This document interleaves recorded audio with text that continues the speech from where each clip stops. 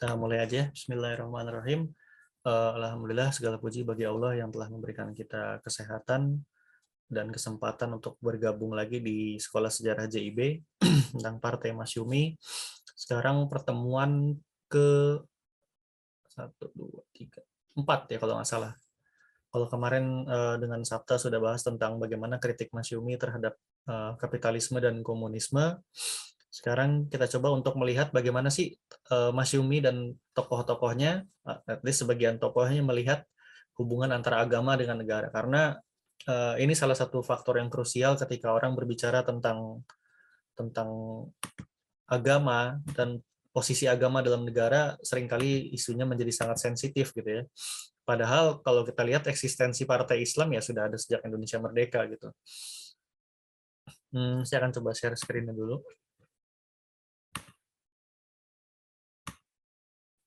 Sudah terlihat ya teman-teman? Mungkin bisa respon. Oke, makasih. Jadi kita akan bicara tentang bagaimana Masyumi itu melihat hubungan antara agama dengan negara. Apakah Masyumi melihatnya mungkin seperti orang-orang melihat apa namanya ya, agama itu sebagai sesuatu yang menakutkan gitu, tapi ternyata atau malah sesuatu yang biasa aja gitu. Tapi yang kita lihat nanti, kita akan bahas nanti adalah bagaimana agama dan negara itu nggak bisa dipisahkan, setidaknya dari pandangan tokoh-tokoh Islam, terutama di Masyumi, dan itu sudah dibicarakan dalam forum-forum resmi kenegaraan gitu, sejak Indonesia bahkan belum lahir. Nah ini menarik. Jadi kalau bicara hubungan antara Masyumi dengan agama dengan negara, paling tidak kita harus tahu dulu apa tujuan Partai Masyumi itu didirikan gitu. Nah ini kalau misalnya melihat program perjuangan Partai Masyumi tahun 45-46, salah satu poinnya yang terkait dengan agama negara adalah melaksanakan cita-cita Islam dalam urusan kenegaraan, sehingga dapat mewujudkan susunan negara yang berdasarkan kedaulatan rakyat dan masyarakat yang berdasar keadilan menurut ajaran-ajaran Islam. Gitu. Nanti di dalam program perjuangan mereka juga ada poin berikutnya di bawahnya, itu memperkuat dan menyempurnakan dasar-dasar pada UUD Republik Indonesia, ya ini ya faktor Maesa, kemanusiaan dan berat, sehingga dapat sampai keadilan sosial, ini uji Pancasila sebetulnya ya, sehingga dapat mewujudkan masyarakat dan negara Islam. Nah ini menarik, Masyumi pada awalnya mereka memakai istilah negara Islam gitu.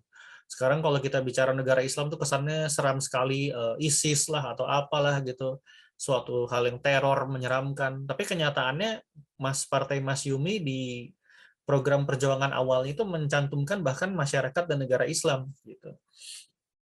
Dan harus kita akui istilah ini sekarang banyak menimbulkan kesalahpahaman atau framing negatif gitu. Padahal di tokoh-tokoh Masyumi ya founding fathers Indonesia, di situ ada Kiai Haji Wahid Hasyim, ada Muhammad Natsir, ada bahkan di awal ini Rois Amnya masih Kiai Haji Hasyim Asy'ari gitu. Masa ia mau dibilang radikal dengan istilah negara Islam ini? Tapi itulah kenyataannya, antara dulu dengan sekarang itu jauh berbeda. Tapi yang kita lihat bahwa Masyumi memang tujuannya didirikan, salah satu programnya yaitu mewujudkan masyarakat dan negara Islam gitu. Loh, kok bisa begini sih? Bukannya kita waktu itu sudah sepakat Pancasila? Nah, ini pertanyaan menarik. Jadi sebelum situ saya juga pengen liatin ADART Masyumi ini diambil dari buku ADART Masyumi tahun 1949. Teman-teman bisa buka di jejakislam.net, kita juga upload buku ini, jadi bisa baca sendiri nanti. Saya ambil singkatnya aja, ada banyak isinya, cuma yang terkait dengan tema kita hari ini adalah tujuannya apa sih Masyumi dirikan. Salah satu juga menegakkan kedaulatan Republik Indonesia dan agama Islam. Yang kedua, melaksanakan cita-cita Islam dalam urusan kenegaraan. Nah, ini bahasanya udah berubah, udah bukan negara Islam lagi gitu, tapi kedaulatan Republik Indonesia dan agama Islam, tapi cita-citanya tetap sama, mewujudkan masyarakat Islam dalam urusan kenegaraan gitu. Jadi cita-cita Masyumi tidak bergeser dalam bagaimana mewujudkan masyarakat Islam di Indonesia gitu. Cuma istilah negara Islam sudah mereka tidak pakai lagi gitu. Nah ini mungkin ada perjalanan panjangnya juga, udah sekitar 5 tahun berubah gitu ya. Tapi yang saya lihat setidaknya kita bisa melihat bahwa Masyumi tidak sesekali condong kepada sekularisme gitu, nggak mungkin gitu. Karena ya mereka partai Islam gitu. Makanya agak aneh kalau ada partai Islam kemudian tidak mempunyai cita-cita mewujudkan masyarakat Islam. Terlepas bagaimana bentuknya ya, nanti kita akan bahas sedikit bagaimana bentuk-bentuk pemerintahan Islam itu sendiri gitu yang mereka pengen. Nah, kalau ini saya kutip lagi di pidato Kiai Haji Hasyim Asy'ari dalam Muktamar Masyumi pertama di Solo ini 13 Februari 1946. Jadi kalau Masyumi itu ada di bulan September, bulan November, maka ini baru sekitar 3-4 bulanan lah gitu. Nah, ini pidatonya Kiai Haji Hasyim Asy'ari tentang bentuk pemerintahan Islam tidak ditentukan, kata beliau. Jadi junjungan Nabi kita Muhammad SAW, beliau tidak meninggalkan pesan apa-apa tentang pemilihan kepala negara. Jikalau sekiranya beliau menetapkan satu cara tertentu menjadi aturan yang berlaku selama-lamanya, maka tidak boleh diubah. Gitu. Karenanya ditentukan. Nah, tapi lalu Sayyidina Abu Bakar radhiyallahu an dipilih secara umum menjadi kepala negara. Waktu Abu Bakar berpulang, maka ditunjuk Umar radhiyallahu an sebagai penggantinya. Waktu Umar berpulang, kemudian membentuk komisi dan orang-orang yang memilih pengganti beliau menjadi kepala negara. Nah, kesimpulan Kiai Haji Hasyim Asy'ari dalam pidatonya itu, jadi tentang pemilihan kepala negara dan banyak hal kenegaraan tidak ditentukan, tidak diikat dengan satu cara yang menyempitkan, semuanya terserah kepada umat Islam di tiap-tiap tempat. Gitu. Jadi caranya bisa bebas gitu, nggak ditentukan. Nah, ini ada sambungan pidatonya lagi. Ini pidatonya agak panjang ya, tapi saya potong-potong aja yang terkait dengan tema kita hari ini. Nah, sekarang kita umat Islam di Indonesia sudah lepas dari penjajahan. Ini baru sekitar Agustus ya, sekitar 6 bulan 7 bulan lah dari Indonesia merdeka. Proklamasi ya. Sekarang kita umat Islam di Indonesia sudah lepas dari penjajahan, maka menjadi kewajiban kita berusaha setindak demi setindak itu setahap demi setahap dengan jalan yang teratur hingga pemerintahan Indonesia menjadi pemerintahan yang menjalankan syariat Islam gitu. Jadi pada saat itu Kiai Haji Hasyim Asy'ari menyimpulkan bahwa kalau cara pemilihannya sih nggak ditentukan. Pemerintahannya seperti apa, mau bentuknya gimana terserah. Tapi yang jelas Partai Masyumi itu punya niat, punya tujuan untuk setahap demi setahap menjadikan pemerintahan Indonesia pemerintahan yang menjalankan syariat Islam. Jadi yang penting adalah syariat Islamnya gitu pada masa itu. Itu pidato beliau gitu ya. Nah, ini setidaknya secara resmi kita tahu sikap Partai Masyumi seperti apa. Dalam tahun-tahun berikutnya nggak berubah. Bahasanya bisa berubah, ada masyarakat Islam, ada cita-cita Islam, tapi bahasa negara Islam sudah tidak dipakai lagi, apalagi di tahun 50-an ketika ada Darul Islam, mereka pengen memisahkan diri gitu dari istilah yang dipakai oleh DI misalnya. Tapi secara tujuan tidak pernah berubah, bahkan sampai dibubarkannya ya ADART-nya nggak berubah gitu. Itu yang resmi kita bisa dapatkan dari Partai Masyumi seperti apa. Nah, tapi bagaimana cara mencapai cita-cita Islam itu gitu. Ini kan kita udah awalnya mereka pengen negara Islam sampai akhirnya berubah bahasa menjadi cita-cita Islam dalam urusan kenegaraan gitu. Jadi istilah itu sudah tidak menjadi penting lagi tapi berubah. Nah, apakah mungkin kalau kita baca sejarah kan katanya Pancasila dasar negaranya. Sebetulnya tidak begitu juga gitu ya teman-teman.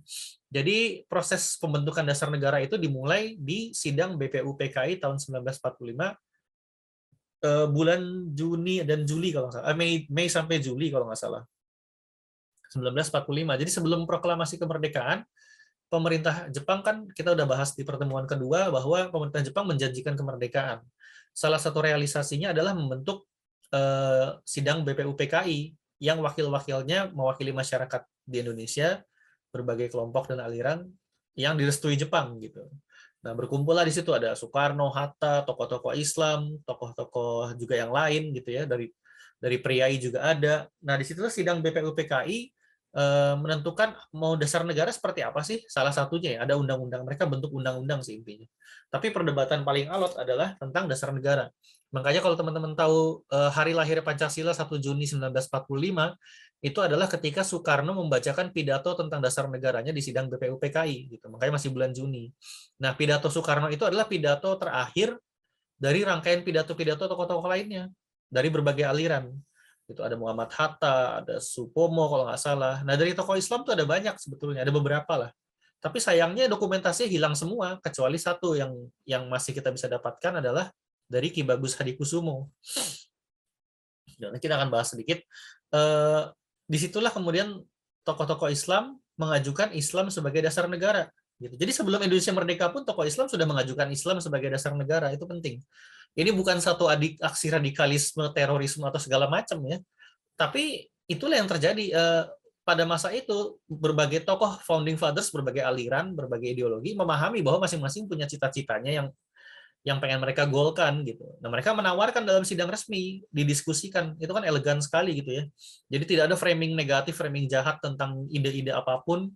Bahkan kerajaan pun dibicarakan pada saat itu. Bagaimana mau bentuk model pemerintahan? Ada yang mengusulkan kerajaan, nggak ada yang bilang dia gagal move on atau terbelakang atau gimana. Ya itu dibicarakan aja secara elegan.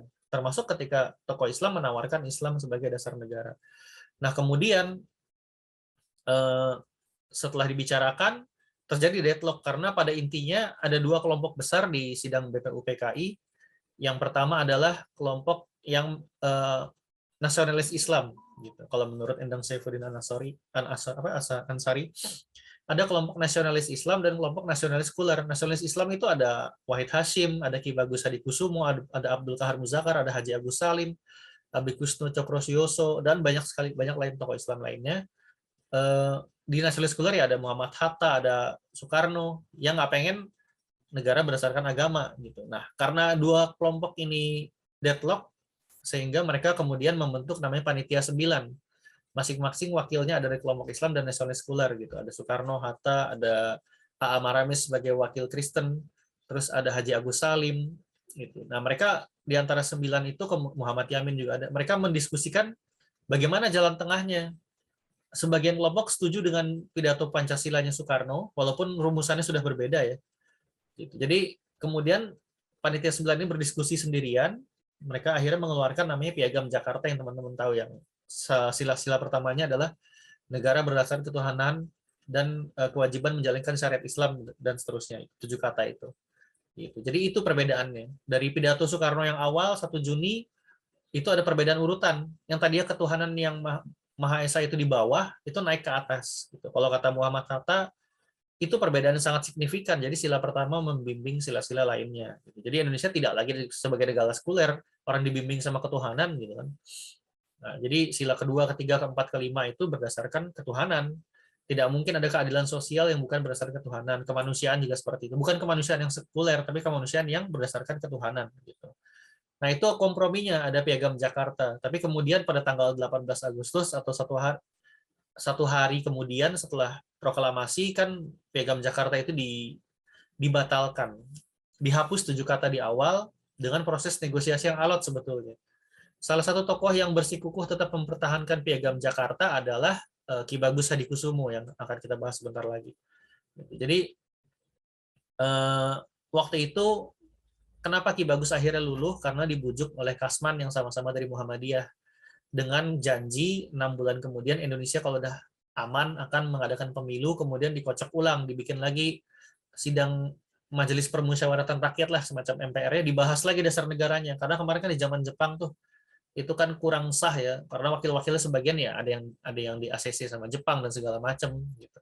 Ini yang Indonesia bener lah gitu. Tapi kan kemudian kenyataannya Indonesia seperti kita bahas kemarin di pertemuan kedua baru bisa pemilu tahun 55. Bayangkan dari 45 ke 55 itu 10 tahun gitu ya. Itu jauh sekali, tapi ya karena ada banyak hal lah intinya. Gitu. Jadi itu dia. Kemudian ada pemilu 55. Salah satu tujuan pemilu 55 adalah memilih wakil-wakil untuk sidang konstituante yang akan diadakan pada tahun 1957 sampai dibubarkan Soekarno tahun 59. Jadi apa sih gunanya sidang konstituante? Itu bikin lagi undang-undang, karena waktu itu kan UUD-nya UUD RIS, Undang-Undang Republik Indonesia Serikat. Nah, tahun 55 mereka bikin pemilu, tujuannya adalah bikin undang-undang baru. Undang-undang baru termasuk dasar negara baru. Gitu. Dasar negaranya apa nih? Nah, nanti kita bahas. Tapi yang kita balik lagi, di tahun sidang BPUPKI ini, salah satu forum pertama secara resmi untuk mencapai jalan menuju cita-cita Islam, seorang tokoh Islam bernama Ki Bagus Hadikusumo berpidato dengan judul Islam sebagai Dasar Negara. Itu ada bukunya, saya kebetulan ada bukunya. Nah, diterbitkan di tahun 54 atau 55 oleh anaknya Jarnami Hadikusumo untuk menyambut pemilu gitu. Nah, pidato Ki Bagus cukup panjang, tapi juga tidak terlalu teknis. Dia lebih banyak mengajak dan mungkin mencoba meyakinkan hadirin pada saat itu, karena ada banyak keraguan-keraguan tentang apa sih Islam sebagai dasar negara, apa nggak serem gitu. nanti kaum minoritas gimana? Nah, di situ Ki Bagus mencoba meyakinkan para hadirin lain yang beragam latar belakang atau ideologi. Gitu. Pada intinya adalah Ki Bagus meyakinkan bahwa Islam itu adalah menganjurkan persatuan. Gitu. Sebetulnya sesuai dengan sila ketiga nanti ya, persatuan Indonesia misalnya. Ya karena nggak mungkin Islam itu memecah belah masyarakat katanya. Bahkan agama itu kata Ki Bagus adalah pangkal persatuan dan tidak bertentangan dengan kebangsaan. Jadi kalau isu kebangsaan itu sebetulnya sudah dibicarakan sebelum Indonesia merdeka di sidang BPUPKI, bagaimana Islam dengan kebangsaan. Kalau saya nggak salah ingat, salah satu dalilnya yaitu diciptakan berbangsa-bangsa itulah. Umat Islam manusia diciptakan berbangsa-bangsa untuk saling mengenal. Tapi pada intinya justru kata Ki Bagus, Islam ini yang mempersatukan berbagai bangsa, berbagai suku bangsa di Indonesia. Ada suku macam-macam di Indonesia, tapi mereka bersatu karena apa? Diikat oleh agamanya Islam. Gitu. Makanya disebut Ki Bagus, Islam itulah tali kebangsaan, persatuan dan persaudaraan. Ya karena masuk akal juga. Kita Indonesia ada berapa suku, berapa bahasa, jaraknya terpecah-pecah oleh pulau-pulau gitu ya, oleh lautan, tapi mereka tetap merasa bersaudara karena apa ya? Karena agamanya yang utama gitu. Dan ini juga yang diomongin oleh Cokro Aminoto sekitar tahun 30-an kalau nggak salah. Kata dia kalaulah nggak ada Islam pasti terpecah-pecah itu, suku-sukunya masing-masing akan berjuang sendiri-sendiri gitu. Kemudian juga poin yang diajukan oleh Ki Bagus adalah Islam mementingkan ekonomi dan pertahanan katanya. Jadi Islam itu nggak cuma soal agama, soal ibadah, tapi juga gimana ekonomi. Kalau pertahanan jelas dengan jihad fisabilillah gitu. Bagaimana mementingkan soal ekonomi, soal keadilan dalam ekonomi terutama gitu.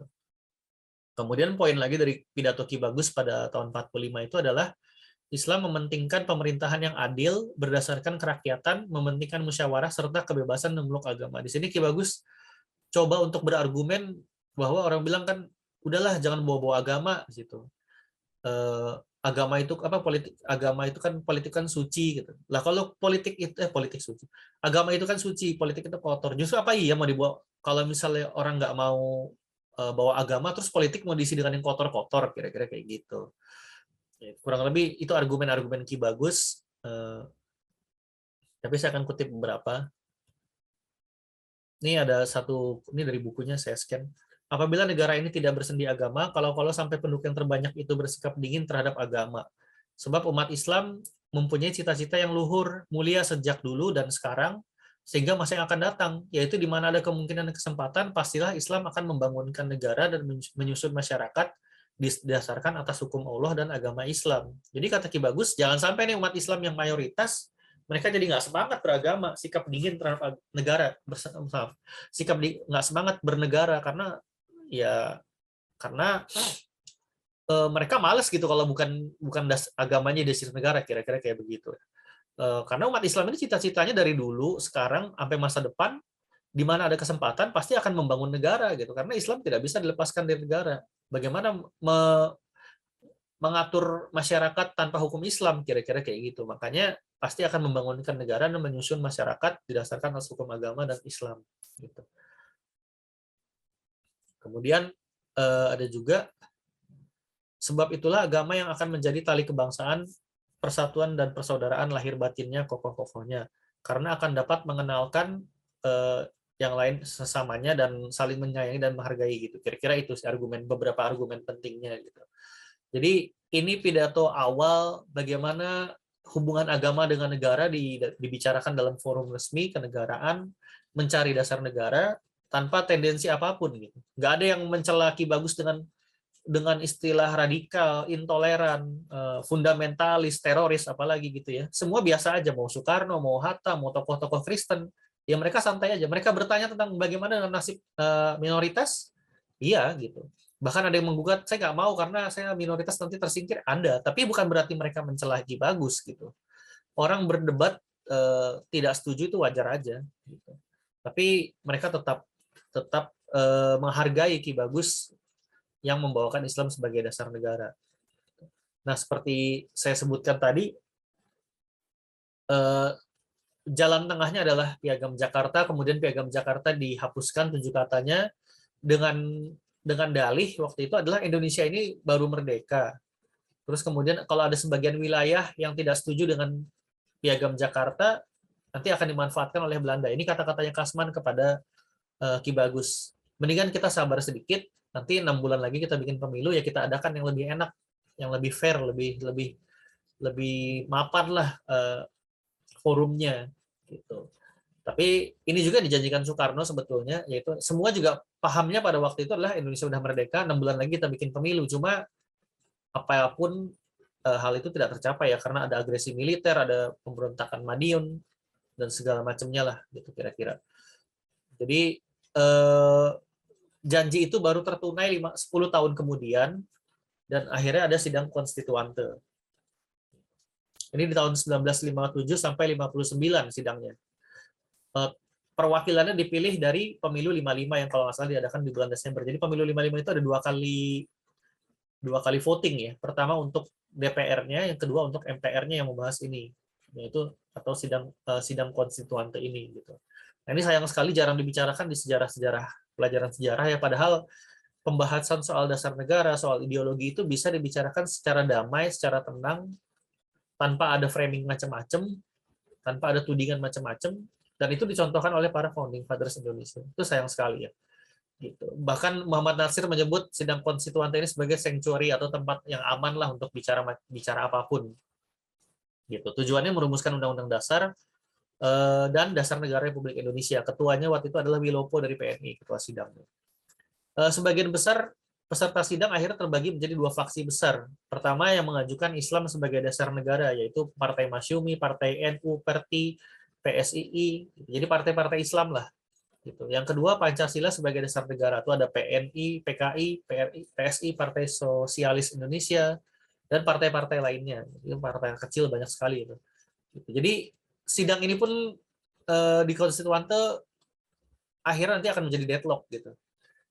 Berbagai tokoh mekanisme adalah berpidato, mereka mencoba mengajukan gagasannya Islam sebagai dasar negara. Dari Masyumi itu ada banyak yang pidato, ada Natsir, ada Muhammad Natsir, ada Kasman Singodimedjo, ada Abdul Kahar Muzakir, ada Buya Hamka juga, ada Isa Ansori gitu. Nah, dari NU itu ada Kiai Haji Saifuddin Zuhri, ada Kiai Haji Wahab Hasbullah, ada Kiai Haji Zainul Arifin, dan banyak lah gitu. Jadi kalau teman-teman nanti cari di Perpustakaan Nasional ada buku yang namanya Risalah Sidang Konstituante.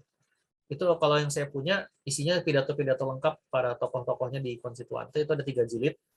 Gitu. Itu udah versi sidangnya doang. Tapi sebetulnya dari salah yang lebih lengkap yaitu perdebatan di luar pidato. Gitu. Jadi ketika orang pidato kemudian ada tektokannya, ada tanya jawabnya, itu ada risalahnya. Cuma itu ada 9 atau 10 jilid kalau nggak salah. Cuma saya nggak pernah baca buku itu. Yang saya baca adalah pidato-pidatonya aja dari tokoh NU, Masyumi, PKI, PNI, segala macam lah. Itu mereka masing-masing berpidato. Gitu. Nah, terjadilah deadlock di soal dasar negara. Di soal-soal undang-undang yang lain beres lah kira-kira gitu. Tapi di soal dasar negara ini deadlock karena nggak ketemu-ketemu. Masing-masing tetap bersikuku, nggak ada jalan tengah. Kalau sedikit fast forward, hal itu kemudian dibahas, hal itu kemudian dicoba cari solusinya, salah satunya dengan mengajukan Piagam Jakarta dari pihak Islam. Balik lagi deh ke Piagam Jakarta, kira-kira gitu. Nggak usah Islam sebagai dasar negara, tapi Piagam Jakarta aja. Itu pun ditolak. Nah, singkat cerita, akhirnya Nasution mewakili Angkatan Darat bersama Soekarno akhirnya menyetop itu, mengeluarkan dekret Soekarno, yaitu kembali ke UUD 45, konstituante dibubarkan begitu saja. Nah, ini kisah tragis sebetulnya, bagaimana usaha-usaha demokratis, usaha-usaha dalam musyawarah untuk mencapai dasar negara yang lebih fair, lebih ini akhirnya diaborsi begitu saja dengan dekret gitu ya. Walaupun nanti Partai Islam menerima hasil dekret itu, ya tapi kan kita nggak bisa menolak bahwa itu juga terkait dengan situasi politik yang sudah makin panas. Tapi kita nggak membahas ke situ, kita bahas sedikit bagaimana pemikiran tokoh Masyumi aja dalam sidang konstituante. Gitu. Pada dasarnya saya hanya merangkum singkat aja karena ada banyak tokoh. Saya akan merangkum poin-poinnya aja sih sebenarnya. Kalau Natsir sendiri akan bicara di sidang konstituante itu pidato 2 kali. Yang saya tahu dia pidato 2 kali. Penekanan pidato Natsir adalah bagaimana negara itu seharusnya tidak berdasarkan sekularisme atau ladiniyah, istilah Natsir. Tapi berdasarkan agama seharusnya, karena mayoritas masyarakat berdasarkan agama, dan itu yang mengakar dalam masyarakat kita gitu. Nasir banyak mengupas teori-teori negara, terus bagaimana agama itu seharusnya bisa menjadi dasar negara dan sebagainya. Nanti kita akan bahas pemikiran Nasir lagi. Kemudian kalau Buya Hamka itu pidato di situ, walaupun Buya Hamka sebetulnya dia bilang dia tidak menikmati menjadi orang politik, tapi ketika mau konstituante dia diajak Mas Yumi untuk ikut dalam partai sehingga dia bergabung mewakili Mas Yumi di konstituante gitu. Pada dasarnya dia lebih suka dalam persoalan budaya kalau Buya Hamka dibilang kan. Cuma ini karena konstituante aja gitu, dan dia berpidato di situ. Pidatonya Buya Hamka banyak menjawab tudingan-tudingan juga sih awal-awalnya. Misalnya kayak orang yang mengajukan Islam sebagai dasar negara itu mengkhianati perjuangan pahlawan. Kata Buya Hamka, pahlawan mana yang kami hianatin? Imam Bonjol, Diponegoro, Ciditiro katanya. Mana dari mereka yang mengkhianat yang kami hianati katanya. Justru kami meneruskan perjuangan mereka, kira-kira kayak gitu.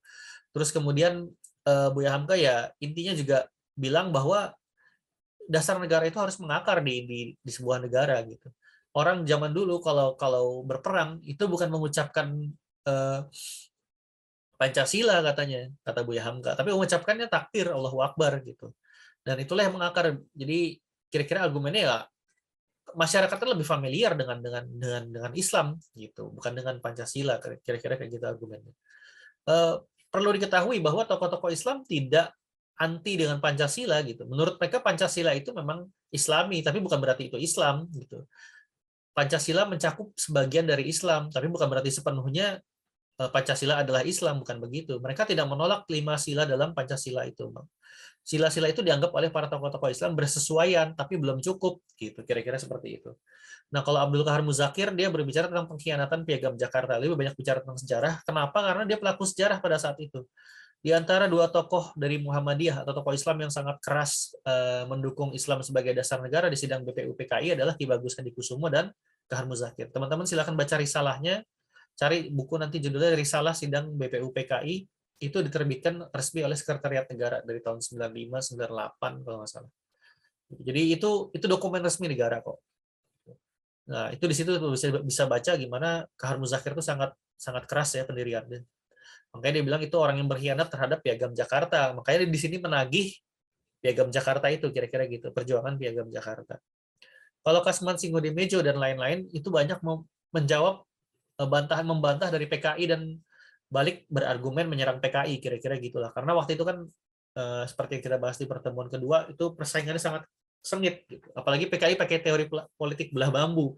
Dia puji-puji NU tapi dia injek Mas Yumi itu. Itu dibahas di sidang itu. Kalau nggak salah kata saya lupa siapa ya, ada yang menyinggung soal ini siasat PKI ini begini amat gitu, maksudnya dia muji-muji NU tapi dia mencela Masyumi, padahal sama-sama memperjuangkan Islam sebagai dasar negara di sidang konstituante gitu. Nah itu kira-kira itu apa yang dibicarakan oleh para tokoh Masyumi. Kemudian kita tahu terjadi dekret, akhirnya pembicaraan Islam sebagai dasar negara tidak pernah dibicarakan lagi dalam forum resmi. Kembali kepada UUD 45 ya Pancasila yang kita kenal sekarang, dengan penjelasan bahwa salah satu penjelasannya adalah Pancasila Piagam Jakarta menjiwai Undang-Undang Dasar 1945. Ketika itu Perdana Menteri Juanda ditanya oleh tokoh partai Islam dari NU, saya lupa namanya. Dia bilang apa artinya menjiwai ini? Apakah itu hanya historis doang atau secara yuridis juga gitu? Menurut Juanda itu secara hukum juga bermakna gitu. Jadi artinya tokoh-tokoh Islam boleh saja mengajukan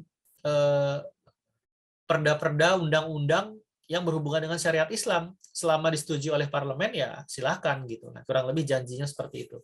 Itu janji Soekarno juga di sidang di pidato lahir Pancasila. Silakan teman-teman baca. Itu pidato yang bagus. Soekarno bilang waktu itu dia nggak setuju dengan Islam sebagai dasar negara. Dia bilang kalau tokoh Islam mau memperjuangkan syariat Islam ya silakan perjuangkan lewat parlemen. Kan kalau mayoritas Islam juga pasti akan disetujui gitu.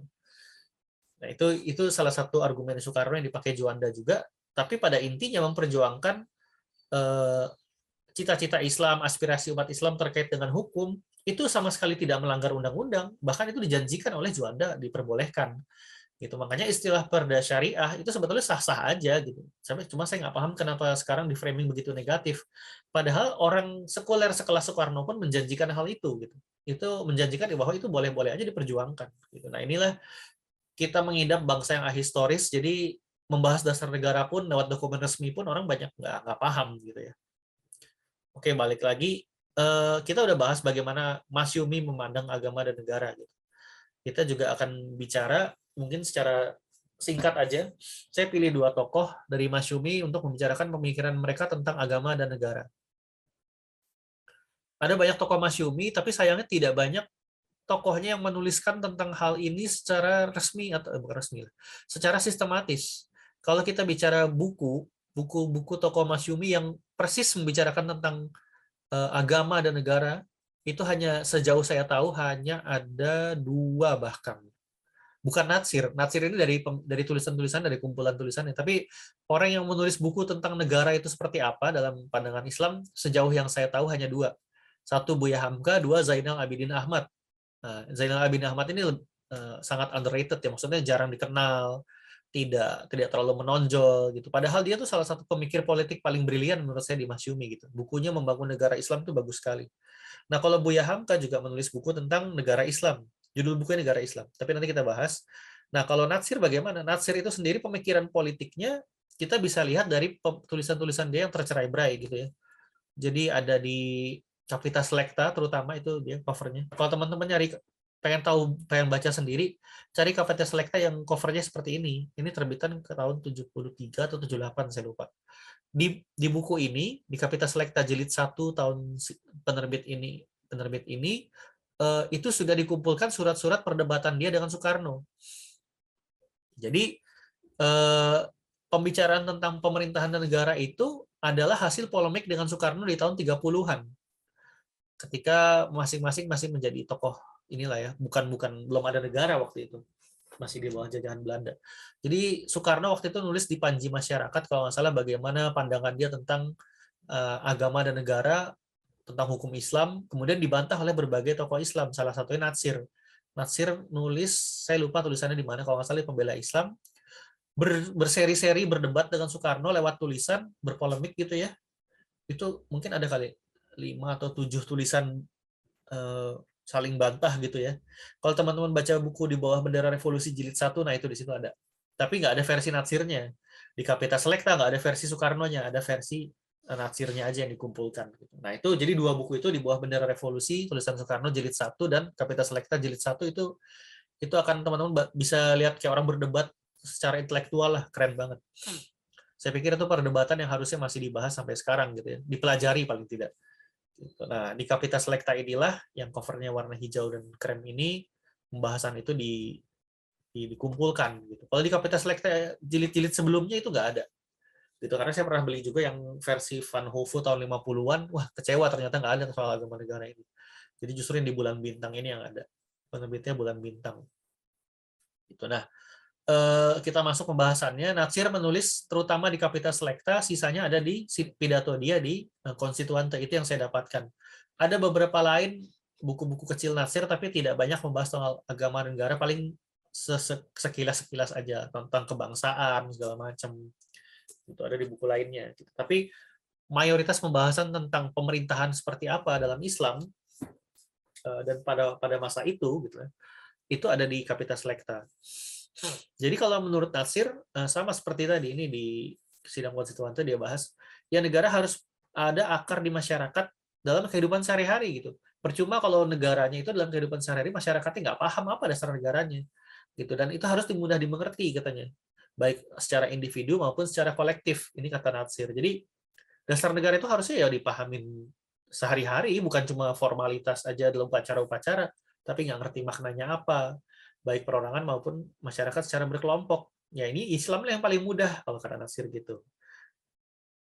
Kemudian dasar negara juga harus jadi cermin masyarakat mayoritas gitu.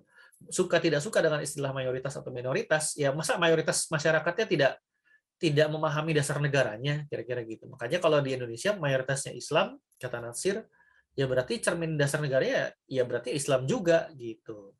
Kalau dibilang kenapa hanya mementingkan satu golongan, kata Natsir, nah, terus golongan mayoritas harus berkorban demi golongan lain, gitu kata Natsir seperti itu. Apa iya umat Islam yang mayoritas harus berkorban untuk kelompok minoritas katanya soal dasar negara gitu. Jadi yang yang diminta berkorban justru yang mayoritas. Masa begitu katanya? Padahal umat Islam secara mayoritas itu tidak akan menzolimi yang minoritas katanya gitu. Nah, soal dasar negara atau state philosophy, kata Natsir, ini bahasanya Natsir ya, state philosophy, satu dasar yang mampu membangunkan jiwa dan membina rakyat lahir batin sehingga menjadi satu bangsa yang berakhlak, bangsa susila, kata orang sekarang, yang dapat mengatur diri sendiri tanpa waktu harus ditindaki oleh aparat-aparat negara. Gitu.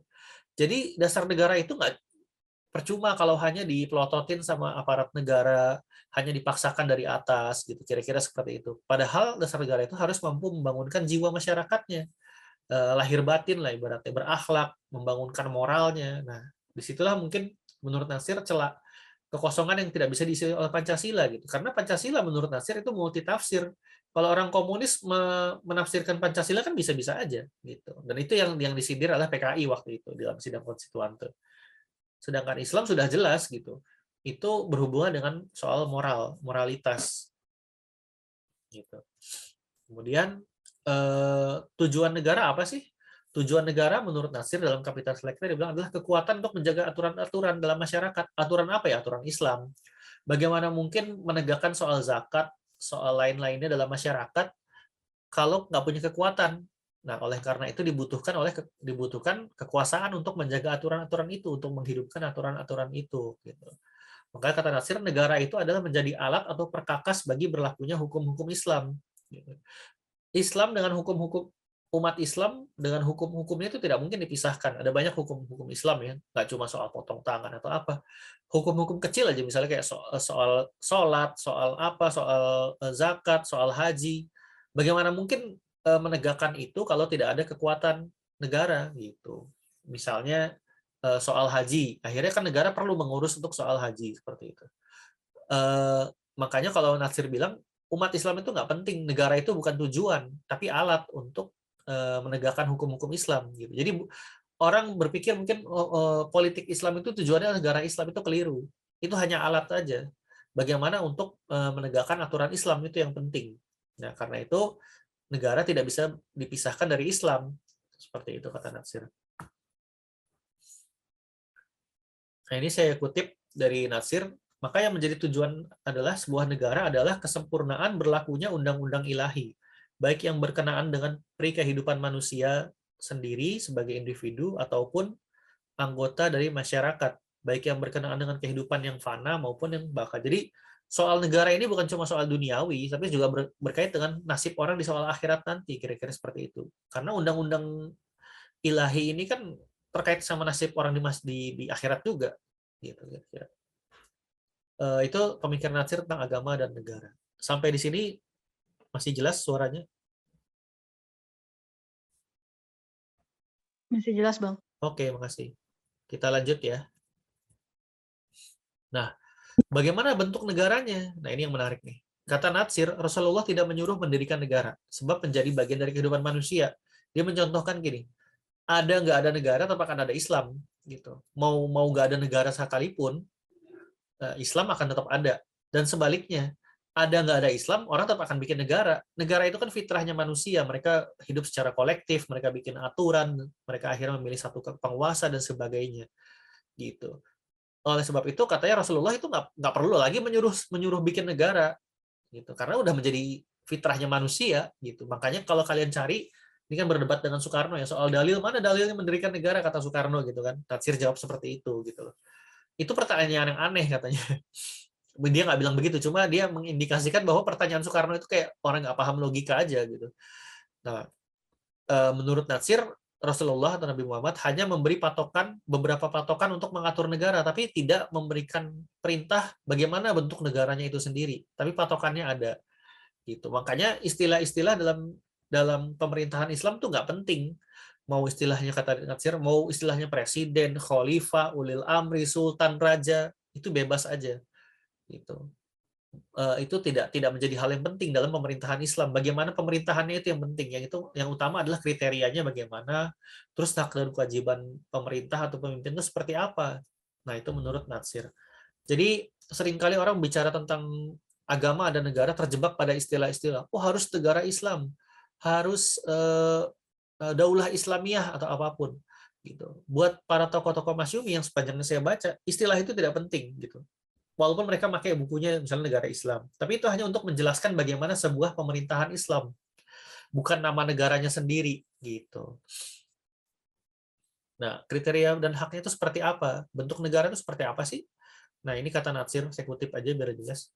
Yang diatur oleh Islam ialah dasar dan pokok-pokok mengatur masyarakat manusia yang tidak berubah kepentingan dan keperluannya selama manusia masih bersifat manusia, baik ia manusia zaman onta maupun zaman kapal terbang. Ini agak aneh istilahnya. Mungkin teman-teman kalau tak baca debatnya Soekarno agak bingung, apa maksudnya onta kapal terbang? Jadi Soekarno itu mencela orang-orang yang punya orang-orang yang tidak sekuler. Dia mencela dengan kaum fikih katanya.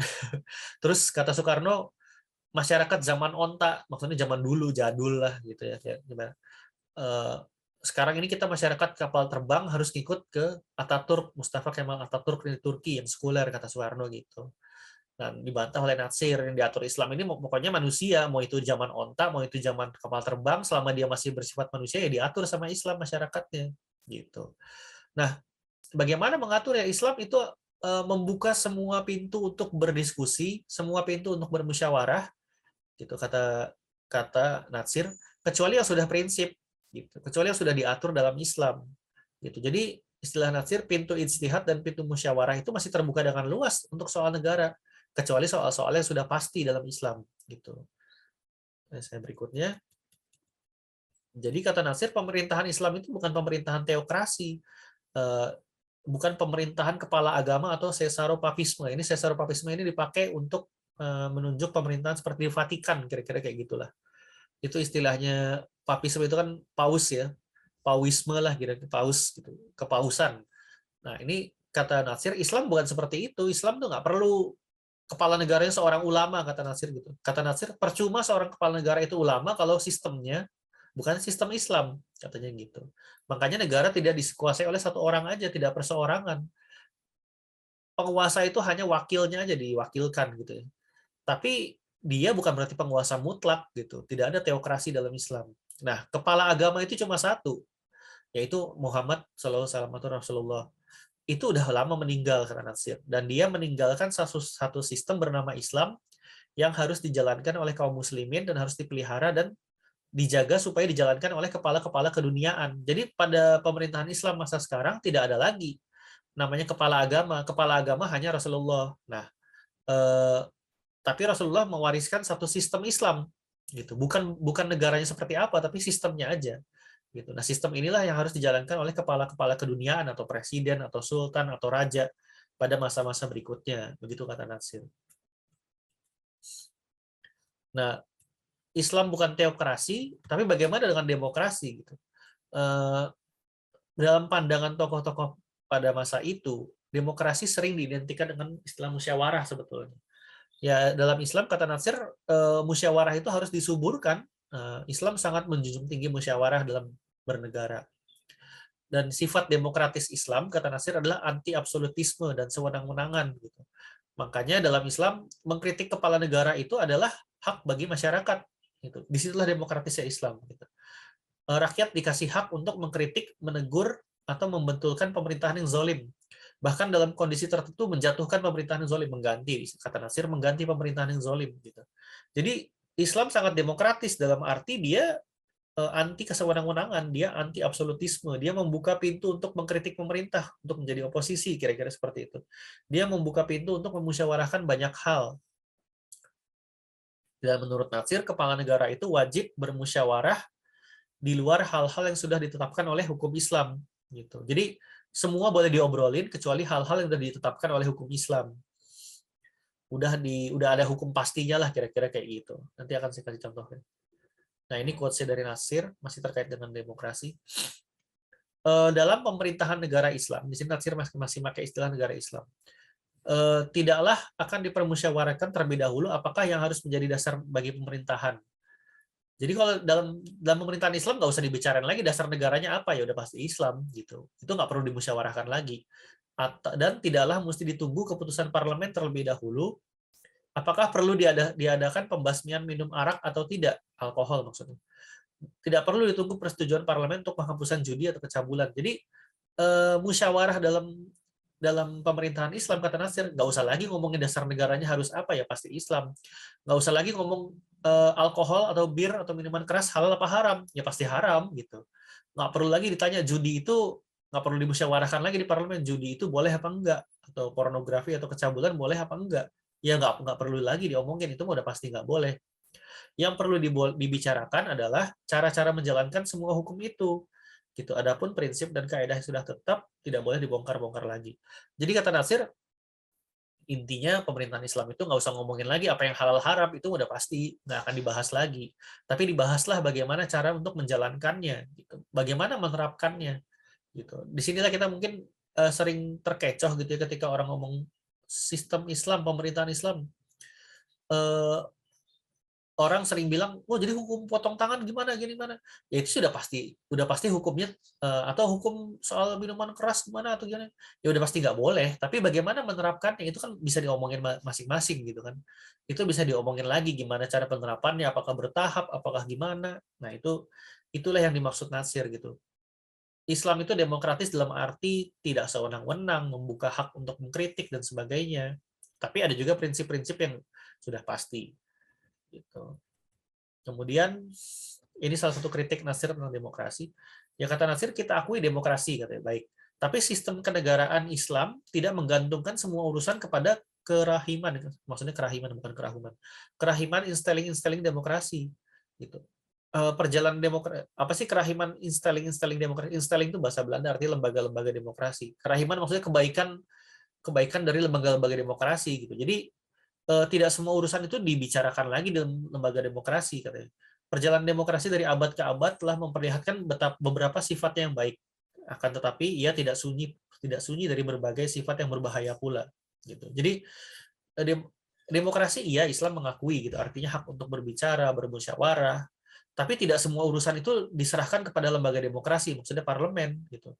Karena dari abad ke abad namanya demokrasi itu juga ada sisi baiknya, ada juga sisi negatifnya.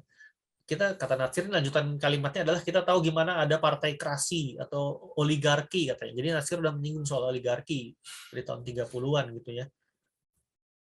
Gimana persoalan demokrasi yang kata demokrasi malah jatuh ke tangan oligarki, itu yang terjadi sekarang misalnya kayak gitu. Nah, inilah bahayanya demokrasi yang dikritik juga oleh Natsir. Jadi ada kebaikannya, tapi ada keburukannya juga. Dan nggak semua hal itu harus dilempar kepada lembaga installing demokrasi atau lembaga-lembaga parlemen lah, kira-kira seperti itu. Jadi tidak mutlak semua harus dibicarakan, tidak mutlak semua harus dimusyawarahkan. Gitu. Ada hal-hal yang harus dimusyawarahkan, tapi kalau sudah pasti dalam Islam ya nggak perlu lagi. Gitu. Untuk menghindari namanya partai krasi, kata Natsir, atau oligarki. Jadi kesimpulan yang kata Nasir adalah negara Islam itu jadi negara yang berdasarkan Islam bukanlah satu bentuk teokrasi. Ia adalah negara demokrasi dalam arti sifatnya. Ia bukan pula sekular seperti yang saya uraikan terlebih dahulu. Ia adalah negara demokrasi Islam. Dan kalaulah saudara ketua ini maksudnya Wilopo di sidang konstituante, orang yang memberi nama umum juga, maka barangkali negara Islam itu dapat disebut sebagai teistik demokrasi atau demokrasi ketuhanan, kira-kira gitu. Teistik demokrasi. Ini istilah yang lazim di tahun 50-an. Kalau saya tidak salah ini juga dipakai di Pakistan istilah ini sama Abul A'la Maududi ya kalau nggak salah. Saya kurang ingat sih. Tapi intinya Islam itu bukan teokrasi. Ada sifat demokratisnya, tapi juga bukan negara demokrasi tok gitu. Karena dia ada punya hal-hal yang pasti yang diatur dalam Islam. Makanya disebut negara demokrasi Islam kalau kata Natsir. Atau istilah teoritiknya mungkin teistik demokrasi. Nanti Buya Hamka juga punya istilah yang kurang lebih sama. Gitu. Jadi itu yang dimaksud dengan Natsir sebagai pemerintahan Islam dan demokrasi. Di sini kalau kita lihat memang tidak sampai mendetil Natsir menjelaskan, tapi secara prinsip-prinsip aja, secara filosofis seperti apa gitu kan, dasar-dasarnya seperti apa, tidak sampai detail-detail cara melakukan pemilihan umum dan sebagainya. Karena menurut Natsir itu ntar bisa dimusyawarahkan mau bikin acara pemilihan umumnya gimana kayak mau perwakilannya berapa orang kayak gitu. Itu bisa dibicarakan, yang penting adalah prinsip-prinsip utamanya dulu. Itu sebabnya mungkin kita akan sulit menemukan tokoh Islam yang menulis secara detail pemerintahan Islam itu seperti apa. Mereka lebih banyak bicara soal filosofis sebetulnya. Dan kalau kita pikir-pikir sekarang memang itu betul juga gitu. Kebanyakan orang akhirnya ngomong pemerintahan Islam langsung loncat ke hudud, misalnya ke kisos gitu. Dan akhirnya kebingungan sendiri gitu ketika dihadapkan pada orang yang berbeda gitu. Sedangkan tokoh-tokoh ini mereka bicara tentang bagaimana mengakurkan antara kondisi masyarakat pada saat itu atau dalam era modern, tapi juga tidak kehilangan aturan-aturan Islamnya gitu. Makanya mereka bilang semua boleh dimusyawarahkan kecuali sudah pasti. Dan mereka tidak terjebak pada mereka tidak terjebak pada istilah-istilahnya. Ini juga yang dibahas sama Buya Hamka. Ada beberapa buku Buya Hamka, tidak banyak setahu saya. Salah satunya Negara Islam. Buku Negara Islam itu terbitkan lagi oleh GIP. Judulnya, teman-teman kalau bisa kelihatan, Negara dalam Perspektif Islam. Nah, ini Buya Hamka. Ini buku terbitan baru. Judul aslinya Negara Islam nih. Mungkin GIP agak serem kali ya dengan judul tadi. Kalau di Malaysia tulisannya masih Negara Islam setahu saya judulnya. Jadi Negara dalam Perspektif Islam. Ada satu buku lagi yang nggak khusus membahas negara, cuma banyak membahas tentang negara di situ, yaitu Islam, Ideologi, Revolusi, dan Keadilan Sosial. Itu buku diterbitkan tahun 84. Kalau nggak salah itu jadi buku Islam dan Keadilan Sosial sebetulnya, dan Ideologi Islam. Jadi dua buku digabungkan, diterbitkan lagi tahun 84. Gitu. Jadi paling tidak ada dua buku itu. Mungkin di Tafsir Al-Azhar tentang terkait hukum-hukum Islam, teman-teman juga bisa baca juga. Cuma bagaimana secara sistematis paling mentok yaitu Buya Hamka tulis tentang negara Islam. Gitu. Nah, dia dalam alasan menulis buku itu salah satunya adalah ketika katanya kitab-kitab fikih pada saat ini, kitab-kitab fikih klasik itu sudah sulit untuk diaplikasikan pada era modern. Gitu, karena realitas yang sudah berbeda. Mungkin kitab-kitab fikih klasik kan ditulis pada, kalau Ustadz Tiar bilang di pertemuan awal, itu kan ditulis pada masa-masa kesultanan, berbentuk kerajaan, monarki. Nah, ketika zaman sudah menemui namanya era negara modern, itu bagaimana? Gitu. Itu sulit untuk ditemukan padanannya dalam kitab-kitab fikih klasik. Nah, makanya Buya Hamka menulis atas dorongan beberapa teman-temannya, dia bilang, ya saya coba ikhtiarlah intinya untuk nulis juga bagaimana realitasnya. Karena menurut Buya Hamka, fikih itu kan bukan Quran dan Sunnah, gitu, nggak pasti benar. Gitu. Makanya kita balik lagi, kita lihat bagaimana realitas modern dihadapkan dengan Quran dan Sunnah, kira-kira gitu, di pengantar bukunya. Nah, tapi sebelum itu dia melihat 3 sikap umat Islam dalam melihat realitas politik di era modern. Di era modern yang saya sebutkan di sini maksudnya setelah pasca runtuhnya kekhalifahan Turki Utsmani ya. Gitu. Jadi pertama berpegang teguh pada karya ulama klasik dan tetap berharap akan kembali masanya 4 khalifah. Kata Buya Hamka, sikap yang seperti ini itu seperti membuang umur. Karena putaran roda zaman tidak bisa dibalikkan lagi ke belakang, kata Buya Hamka seperti itu. Maksudnya Buya Hamka, saya pikir kalau orang salah nangkep mungkin ya realitasnya kita sudah tidak bisa lagi berharap pada situasi yang ideal, mungkin seperti itu ya. Artinya pada masa hidup Buya Hamka dia sudah merasakan namanya zaman kolonial, jadi hidup di negara yang dijajah. Bagaimana realitanya kemudian menjadi negara yang merdeka gitu. Apa ia mau langsung dibalikan kepada zaman Rasulullah katanya. Mungkin kira-kira seperti itu. Itu kan sudah tidak mungkin lagi gitu. Nah, itu kata Buya Hamka. Itu membuang-buang umur katanya. Ada pula umat Islam yang akhirnya malah bersikap sebaliknya, menjauhi segala ajaran Islam dan berpaling meniru bangsa Barat. Nah, ini udah jelas lah kira-kira. Mungkin seperti sekularismenya Ataturk di Turki. Yang ketiga, memiliki semangat kembali kepada Quran dan Sunnah, seraya membuka diri terhadap pengaruh luar. Nah, inilah sikap yang diambil Buya Hamka. Gitu. Jadi dia semangatnya punya semangat kembali Quran dan Sunnah, tapi juga membuka diri terhadap pengaruh-pengaruh dari luar, ya, termasuk dari Barat, dalam soal teori-teori pemerintahan. Gitu. Nah, pada intinya Buya Hamka ngomong, sama seperti Natsir, dasar negara itu ya harus mengakar di hati masyarakat. Ini yang saya bilang tadi, di masyarakat Indonesia. Gitu. Ini termasuk diambil dari pidato Buya Hamka di sidang konstituante. Dan kemudian agama itu sendiri tidak bisa dipisahkan dari negara. Kata Buya Hamka, perintah agamanya adalah seorang Islam mempunyai cita-cita perjuangan negara. Dan tidaklah sempurna Islamnya itu kalau undang-undang dan perikehidupannya tidak diatur dengan aturan yang didasarkan kepada peraturan dari dasar dari Tuhan itu, katanya seperti itu. Kemudian, jadi masyarakat Islam adalah suatu cita-cita yang setinggi-tingginya dalam hati orang Islam yang memahamkan agamanya. Jadi nggak mungkin orang Islam itu dipisahkan dari ide sebuah negara, katanya, ide sebuah pemerintahan. Karena mereka sejak awal sudah punya cita-cita itu gitu loh, yaitu untuk membentuk masyarakat Islam yang ada undang-undang Islamnya, kira-kira seperti itu. Nah, bagaimana bentuk negaranya? Kalau kata Bu Hamka, Islam tidak meninggalkan bentuk pemerintahan yang pasti, katanya. Al-Quran tidak meninggalkan contoh tentang suatu susunan pemerintahan, tetapi memberi kesempatan menggunakan tilikan akal dan pikiran untuk mencari pemerintahan mana yang sesuai dengan suasana hidup dan zamannya gitu. Kalau teman-teman baca setengah-setengah gini, satu quotes gini mungkin pikir wah ini liberal sekali gitu, tapi enggak. Nanti kita akan bahas. Maksudnya Bu Hamka adalah nggak ada satu bentuk pasti negara harus berbentuk kerajaan atau harus bentuk apa. Rasulullah tidak meninggalkan seperti itu gitu. Bentuk negaranya bebas-bebas aja. Bahkan melihat dengan sesuai kondisi zaman. Artinya gini, Buya Hamka juga tidak menyalahkan ketika pada masa kesultanan, pada masa dinasti Umayyah misalnya, atau Abbasiyah, mereka menggunakan sistem monarki. Karena pada masa itulah yang sesuai, gitu kira-kira kayak gitu. Sesuai dengan zamannya.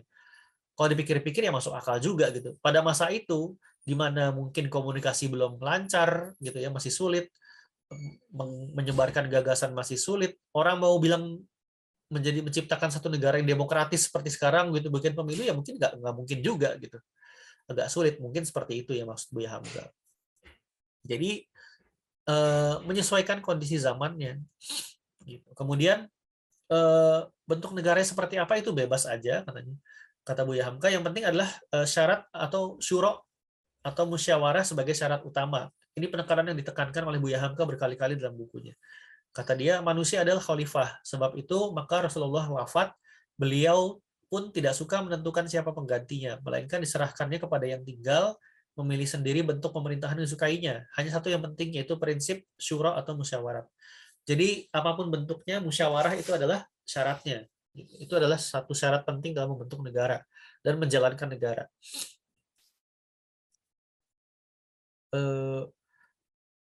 Masih dengan syuro sebagai prinsip utamanya, yang dimusyawarahkan adalah urusan yang berkenaan dengan keduniaan, perjanjian, perdamaian, ekonomi, segala macam.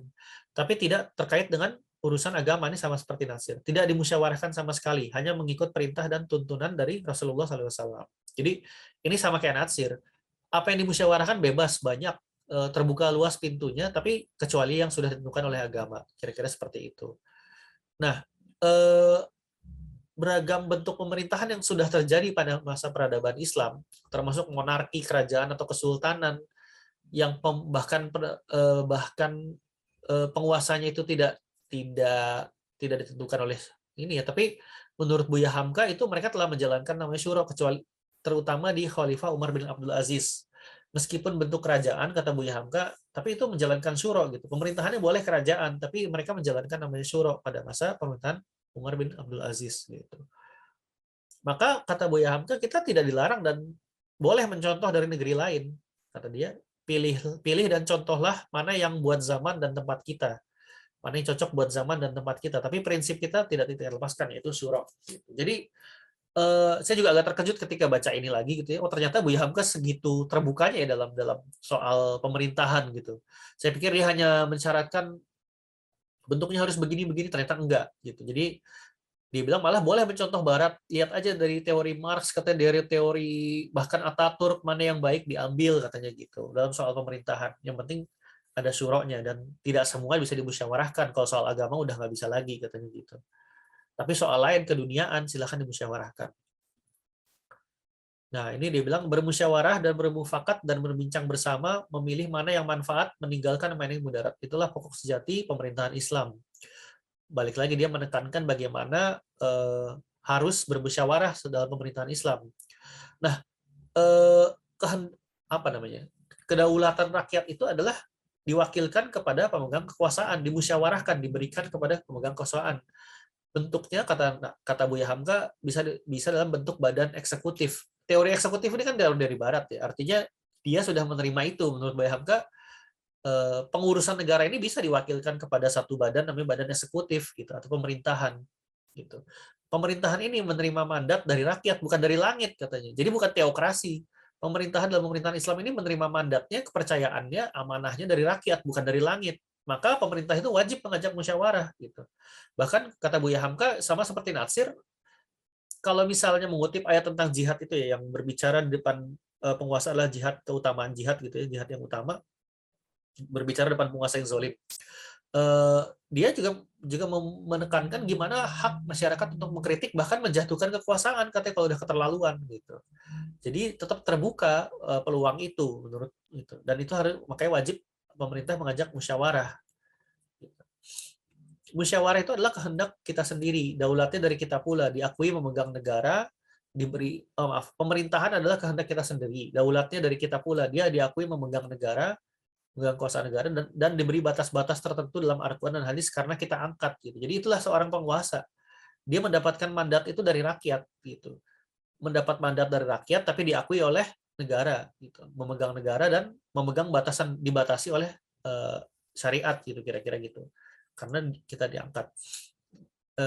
Maka pemerintahan Islam itu karena mendapat mandat dari rakyat, bukan dari langit, maka bukan teokrasi, bukan wakil Tuhan gitu. Kalau teokrasi kan pemerintahnya adalah wakil Tuhan. Menurut Buya Hamka bukan, dia hanya menjalankan aturan dari agama aja, menjalankan aturan syariat, mendapat mandat dari rakyat gitu. Makanya boleh kata Buya Hamka disebut demokrasi takwa atau teodemokrasi. Nah, istilah teodemokrasi ini seperti teistik demokrasi juga ya. Bahkan Buya Hamka bilang itu yang dipakai di Pakistan istilahnya gitu. Jadi sama seperti Natsir, mereka tidak ribet dalam soal istilah. Terserah dari istilah mau apa. Kalau sifatnya ya demokratis iya, tapi tidak sepenuhnya demokrasi bebas ya nggak begitu, karena ada aturan-aturan, ada syariat yang mengikat. Dan ketika penguasa diberi kekuasaan, mereka wajib untuk bermusyawarah, wajib untuk mengajak musyawarah rakyatnya gitu, nggak sewenang-wenang, nggak zolim, nggak otoriter gitu. Bahkan menurut Buya Hamka, demi prinsip check and balance lah, itu istilah saya sih. Boleh aja satu pemerintahan Islam itu menganut trias politika, membagi antara eksekutif, yudikatif, dan legislatif. Kenapa? Karena ini demi menjaga namanya check and balance tadi gitu. Jadi pemerintahan itu tetap harus diawasi. Nah, di sini juga Buya Hamka bahkan sampai dia bilang boleh-boleh aja kalau mau yudikatif itu dipisahkan gitu ya dari eksekutif gitu. Karena apa? Karena ini kepentingan untuk menjaga pemerintahan agar tetap seimbang, nggak jadi otoriter, nggak jadi zolim, nggak jadi sewenang-wenang, kira-kira seperti itu. Nah, karena pemerintahan juga dibatasi oleh hukum-hukum Islam, dia diikat oleh syariat Islam. Nah, kata Buya Hamka itu kewajiban untuk menegakkan hukum Islam, termasuk potong tangan. Jadi di buku Ideologi Revolusi dan Keadilan Sosial itu, Buya Hamka bilang, saya menulis satu bab tentang hukum potong tangan. Dia bilang, saya tertarik juga kenapa dia nulis tentang ini gitu kan, karena rupanya banyak orang masih paranoid dengan sistem pemerintahan Islam karena ada hukum potong tangan gitu kan. Nah, di sini dia menjelaskan hukum potong tangan itu, kata dia, suka nggak suka itu adil lah, kata menurut dia gitu. Jadi menurut Buya Hamka itu hukum yang adil gitu. Meskipun kata Buya Hamka penerapannya nggak serta-merta langsung potong-potong-potong aja gitu. Pasti ada penyelidikan dulu nih, orang kenapa mencuri, ini orang apakah dia mencuri karena kelaparan atau mencuri karena memang tamak gitu. Kalau kelaparan ya justru yang harus dihukum adalah pemerintahnya, katanya gitu. Kira-kira seperti itu. Maka tidak serta-merta hukum potong tangan itu harus berlaku, kira-kira gitu. Ini mungkin menjawab bagaimana framing negatif, kekhawatiran, paling tidak kekhawatiran lah orang-orang yang belum mengerti gitu. Mungkin sampai saat ini gitu. Ketika banyak aktivis Islam dari pergerakan Islam bilang syariat Islam,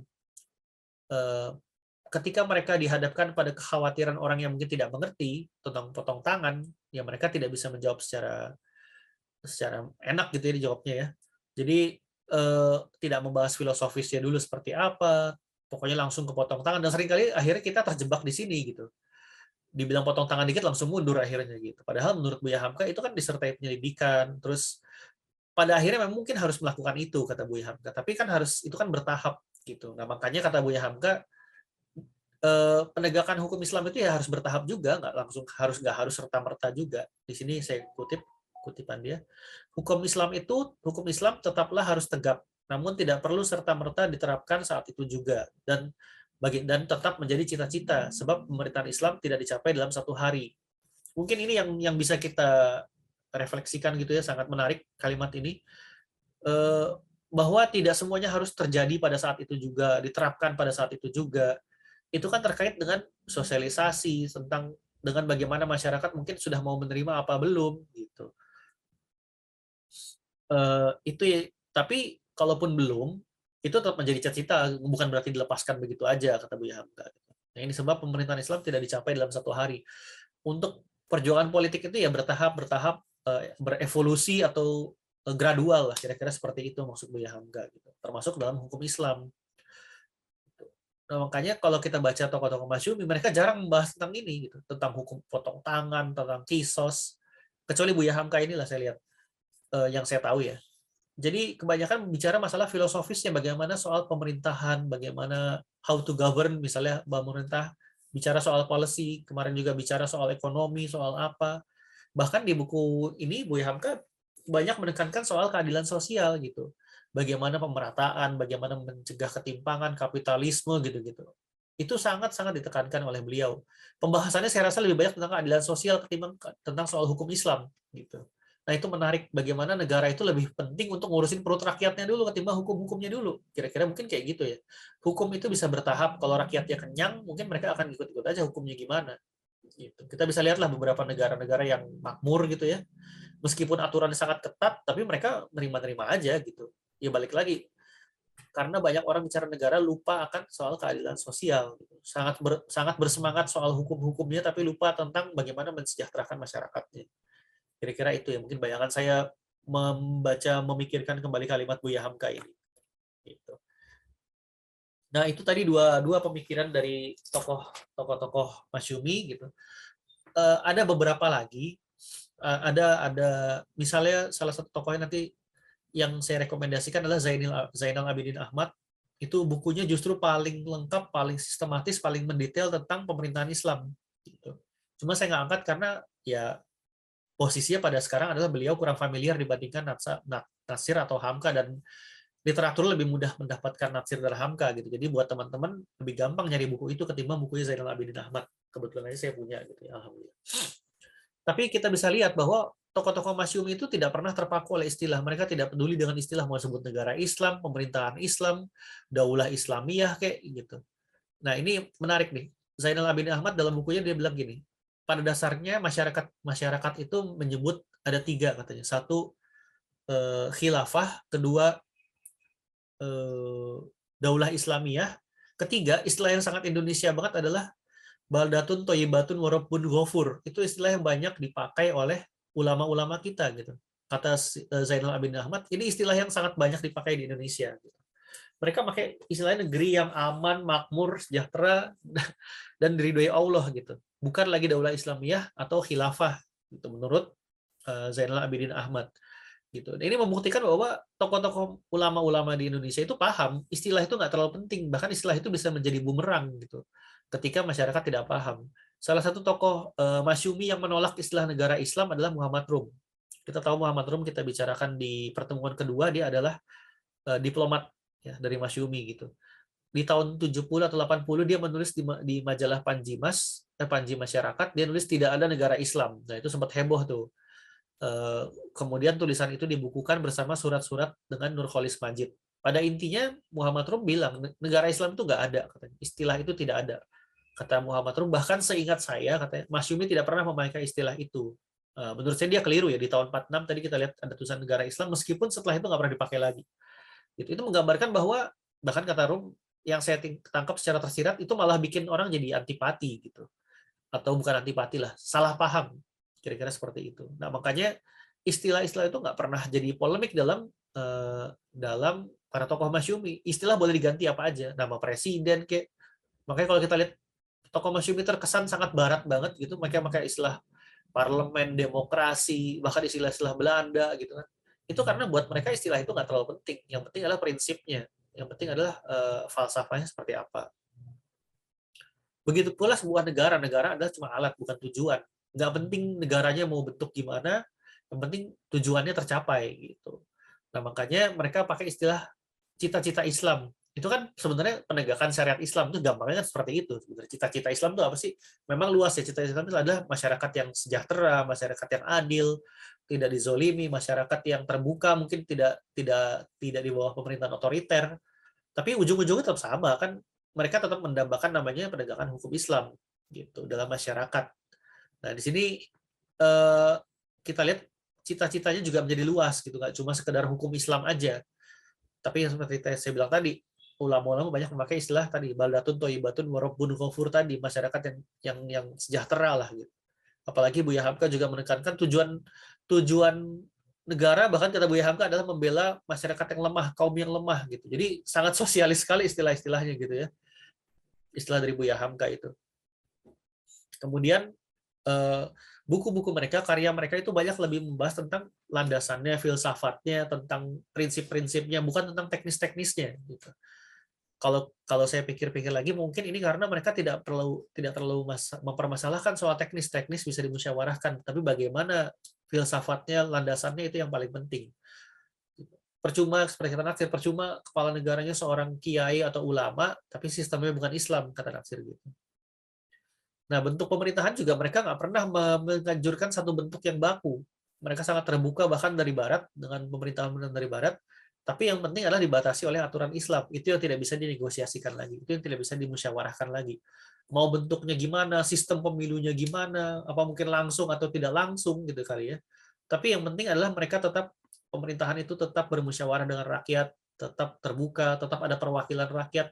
Kalau Buya Hamka dan Zainal Abidin Ahmad menyebutnya sebagai parlemen gitu ya, harus ada parlemen gitu. Ya pada intinya Masyumi melihat hubungan antar agama dengan negara itu adalah tidak bisa dipisahkan, Islam tidak bisa dipisahkan dari agama dan negara, tapi juga negara yang musyawarah, yang demokratis dan memberikan perwakilan kepada rakyatnya. Gitu. Makanya sebabnya Masyumi memilih untuk jalur politik, berpartai dan sebagainya, karena mereka sejak awal paham bahwa tidak ada bentuk yang baku. Kalau kita balik lagi ke pidatonya Kiai Haji Hasyim Asy'ari, bentuk baku itu seperti apa tidak ada, tapi yang pasti harus ada tujuannya dan penguasanya harus bermusyawarah. Gitu. Mereka punya cita-cita Islam, kira-kira seperti itu. Oh ya, soal presiden harus Islam, kata Natsir. Bagaimana mungkin dasar negaranya Islam, tapi kalau presidennya bukan Islam, gimana dia mau menjalankan itu? Tapi soal menteri, Natsir dan Buya Hamka sepakat bahwa menteri pun boleh bukan orang Islam. Gitu. Itu yang saya baca ya. Mereka mencontohkan beberapa kesultanan Islam di masa lalu gitu. Itu menteri-menterinya bisa kok bukan Islam, kira-kira seperti itu. Untuk referensi bacaan, kalau teman-teman nggak bisa dapat 3 jilid pidato-pidato di Konstituante, teman-teman bisa baca Debat Dasar Negara Islam dan Pancasila. Ini cuma 1, 2, 3, 4, 5 tokoh Masyumi pidatonya diambil. Gitu. Sedangkan sebenarnya ada banyak gitu ya. Tapi 5 tokoh ini diambil lagi, kemudian diterbitkan oleh Pustaka Panji Mas tahun 2000-an. Untuk Natsir, pemikiran paling banyak di Kapita Selecta. Jadi kalau teman baca 2 buku tadi itu, Islam dan Pancasila dan Kapita Selecta, kurang lebih udah bisa membaca pemikiran politik Natsir seperti apa. Sedangkan Buya Hamka ini ada negara dalam perspektif Islam, atau judul lamanya adalah Negara Islam, di tahun 50-an terbitnya. Ini buku ditulis Buya Hamka menjelang pemilu. Jadi dia memang menulis ini tahun 53 kalau nggak salah. Jadi memang dia menulis ini untuk tujuan itu gitu, untuk menjernihkan soal negara dalam perspektif Islam atau negara Islam seperti apa. Pemerintahan Islam tepatnya. Dan ada lagi Islam, Revolusi Ideologi dan Keadilan Sosial. Ini 2 buku dari ideologi Islam dan keadilan sosial Islam. Jadi sama. Kalau negara dari perspektif Islam lebih banyak bahas historisnya, gitu. Nggak sistematis, lebih historis, lebih banyak bercerita. Hanya di ujung-ujungnya aja dia memberikan penekanan-penekanan. Gitu. Yang revolusi ideologi juga banyak tentang keadilan sosial. Gitu. Mungkin karena pada zamannya ada komunisme gitu. Jadi Buya Hamka menunjukkan sisi sosialis dari Islam juga gitu, sisi keadilan sosial dari Islam juga gitu, dan itu sangat bagus sekali. Sangat direkomendasikan buku yang ini.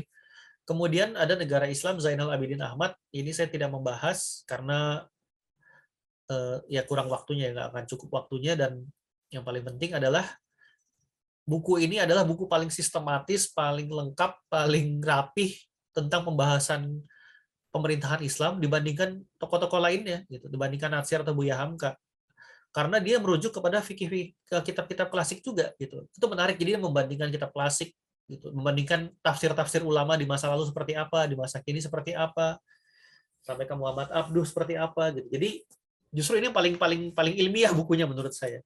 Itu sayang banget bukunya nggak terlalu dikenal ya, maksudnya nggak banyak terbit juga. Ini saya beli tahun 2008 gitu. Jadi diterbitkan ulang, cuma versi lamanya saya nyari-nyari googling nggak ketemu. Mungkin ada ya. Dan tebalnya hampir 400 halaman. Jadi paling tebal di antara buku lain juga. Gitu. Rekomendasi lain ya Risalah Sidang BPUPKI, tapi yang terbitan tahun 98 kalau pengen tahu naskah pidatonya Ki Bagus Hadikusumo. Di tahun 95 yang saya punya risalahnya nggak ada, jadi saya beli bukunya yang lain. Pidato Islam sebagai Dasar Negara Ki Bagus Hadikusumo itu saya dapatkan dari buku lain gitu, buku lama. Kenapa begini? Karena ternyata sedih sekali naskah pidato dari tokoh-tokoh Islam itu hilang sama Muhammad Yamin. Gitu. Kalau kata Muhammad Hatta, dia meminjamkan naskah-naskah, semua naskah resminya itu kepada, semua naskah ya, bukan cuma tokoh Islam doang, kepada Muhammad Yamin untuk tulis buku, ternyata hilang gitu. Nah, ini kecewa Muhammad Hatta kepada Yamin. Bayangkan ada banyak tokoh Islam berpidato, tapi nggak ada yang satu pun yang tersisa dalam risalah ini yang diterbitkan oleh pemerintah tahun 95. Baru tahun 98 ada ahli waris yang menyerahkan kepada pemerintah dan kepada tim yang menulis buku itu, kemudian diterbitkan lagi. Itu pun hanya Ki Bagus, yang lain-lain nggak jelas kemana. Gitu. Itu sayang banget. Padahal itu dokumen resmi negara tentang bagaimana ideologi Islam itu dibicarakan dalam forum resmi tanpa baper-baperan gitu ya.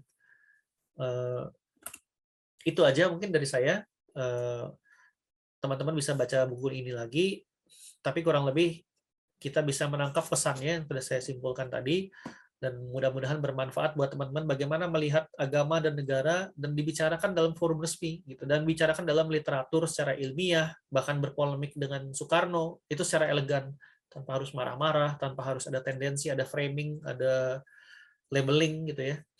Itu yang ditunjukkan oleh Natsir, oleh Buya Hamka, bahkan oleh tokoh sekuler seperti Soekarno gitu, tanpa harus mencela gitu. Mungkin itu yang bisa kita pelajari. Sekian dari saya, lebih kurangnya mohon maaf. Kalau ada teman-teman yang pengen berdiskusi atau bertanya, saya akan coba jawab. Terima kasih. Assalamualaikum warahmatullahi wabarakatuh. Silakan yang mau bertanya.